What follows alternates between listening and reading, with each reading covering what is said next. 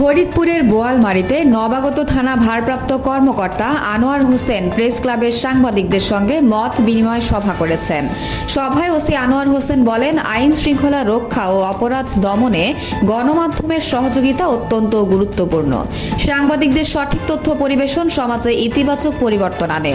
মত বিনিময় সভায় উপস্থিত ছিলেন প্রেস ক্লাব সভাপতি অ্যাডভোকেট কোরবান আলী, সাধারণ সম্পাদক আনোয়ার হোসেন, সহ সভাপতি কাজী আমিনুল ইসলাম, বাংলা টিভির সুমন খান, খোলা চোখ প্রতিনিধি এম জামান, ঢাকা টাইমসের আমির চারু বাবলু, দেশ রূপান্তরের দীপঙ্কর পোদ্দার অপু, খোলা কাগজের আল মামুন রনি ও অন্যান্য গণমাধ্যম কর্মীরা। সবার সম্মিলিত প্রচেষ্টা বোয়ালমারীকে একটি নিরাপদ ও শান্তিপূর্ণ এলাকায় রূপান্তরিত করবে বলে আশা ব্যক্ত করেন নবাগত ওসি আব্দুল্লাহ আল মামুন। রনি, বোয়ালমারী, ফরিদপুর। সময় সংবাদ। বিস্তারিত দেখুন ভিডিওতে। যেন মাদকাসক্ত না হয় সেই বিষয়ে আমি সর্বোচ্চ চেষ্টা করবো। বিভিন্ন এলাকায় ড্রাইভ দিব এবং স্কুল, মসজিদ বিভিন্ন গিয়ে আমার পরিকল্পনা আছে, সেখানে গিয়ে আমি তাদেরকে সচেতনতা করবো। আসলে দেখেন, আইন প্রয়োগ করে আসলে মানুষকে ভালো করা যায় না, মানুষকে মোটিভেটেড করে তাদেরকে ট্রান্সফার করা যায়। আমি চাই যে তরুণ সমাজকে আমার একটা মেসেজ আপনাদের মধ্যে পৌঁছে দিতে চাই যে আপনারা মাদককে না বলুন, মাদকমুক্ত থাকুন। আপনারা পড়ালেখা করেন, যার যার ধর্ম অনুযায়ী ধর্ম পালন করেন, পাশাপাশি ডিপ্রেশনের জন্য বিকালবেলা একটা সময় খেলাধুলা করেন। খেলাধুলা মানুষের মন এবং মস্তিষ্ক সুস্থ রাখে। তো আমার এটা পরিকল্পনা আছে মাদক এবং পাশাপাশি যারা মাদক বিক্রি করে তাদেরকে ঘুরে আইনের আয়ত্তে নিয়ে আসবো এবং যারা বিভিন্ন জায়গায় জোয়া খেলে, অনলাইন জোয়া এবং খেলা, এদেরকেও আমরা ঘুরে আইনের আয়ত্তে নিয়ে আসবো। এরকম একটা পরিকল্পনা আমরা কর্মপরিকল্পনা হাতে নিয়েছি, সেই অনুযায়ী আমি কাজ করি। পাশাপাশি দেখেন, যারা মাদক বিক্রি করে, মাদক সেবন করে এবং জুয়া খেলে, এইসবগুলো সমাজে বিভিন্ন ধরনের ক্রিমিনাল অফেন্স ঘটে থাকে, বিশেষ করে ক্রাইম এগেন্স্ট প্রপার্টির মতো ঘটনা ঘটে থাকে। এরা দেখবেন চুরি, ডাকাতি, ছোটো ছোটো চিন্তায় এই ধরনের কাজ করে থাকে।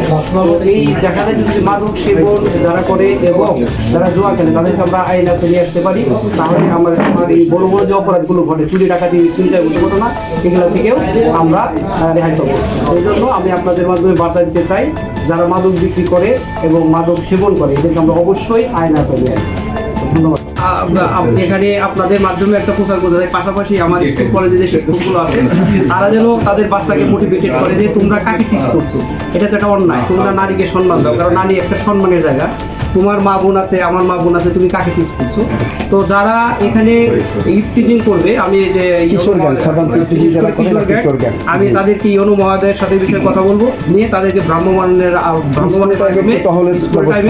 তাদেরকে আমরা পানিশমেন্ট আনতে আসবো এবং আপনাদের মাধ্যমে যদি কোথাও আমরা সুনির্দিষ্ট তথ্য পাই যে অমুক স্থানে অমুক জায়গায় করছে, আমরা অবশ্যই সেই এলাকায় নজর রাখবো, স্কুল বিশেষ করে এন্ট্রি এবং আউটের সময়।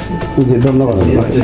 যথার্থ বিশেষ করে দেখা যায় যখন শীত আসে, ঘন কুয়াশা পড়ে, রাস্তাঘাটে আমাদের দৃষ্টি সীমাটা কমে যায়, আইসাইট কমে যায়।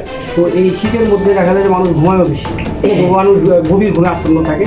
তো এই সময় সারা বাংলাদেশে দেখা যায় যে ডাকাতি, চুরি মতো ঘটনা ঘটে থাকে। তো এই বিষয়ে আমি আমার অফিসারদের নিয়ে বসেছি, কর্মপরিকল্পনাও করেছি যে আমার থানা এলাকাতে কোন পয়েন্ট আছে, কোন জায়গাটা ভালনারেবল, কোথায় ডাকাতি হতে পারে, সেই সমস্ত জায়গায় আমরা চেকপোস্ট বসাবো এবং ওই এলাকাতে আমরা টহলদার করবো। পাশাপাশি আপনাদেরকে মাধ্যমে আমি আমার বোয়ালমারীবাসীদেরকে জানাতে চাই, সেটা হলো যে যারা ডিবি পরিচয় দেয়, যদি কোথায় কোনো বাড়ি যায়, আপনারা অবশ্যই বলবেন যে লোকাল পুলিশ আসছে কিনা। কারণ এখানে অভিযান করলে ডিবি পুলিশের অবশ্যই থানাকে ইনফর্ম করতে হবে এবং তাদের গায়ে ডিবি লেখা আছে কিনা, তাদের আইডি কার্ড আছে কিনা, তাদেরকে যাচাই করার ক্ষমতা আপনার অবশ্যই আপনার রাইটস আছে। তারা ঠিক কিনা অবশ্যই আপনি সেটা যাচাই করবেন। তো সবাই সচেতন থাকবেন, কারণ সচেতনতাই আমাদের অনেক বিপদ থেকে রক্ষা করতে পারে। আপনাদের সন্দেহ হলে আপনি আমাকে ডেফিনেটলি একটা থানা রুচিন ফোন দিলেন, যেরকম একটা টিম আসছে এটাকে আপনার নলেজ আছে কিনা। তখন যদি ডিবি আসে, আমি অবশ্যই আমি জানবো বা আমার উদ্যোগের কর্তৃপক্ষের সাথে কথা বলে অবশ্যই শিওর হবো যে আমার এলাকায় ডিবির একটা টিম আসছে।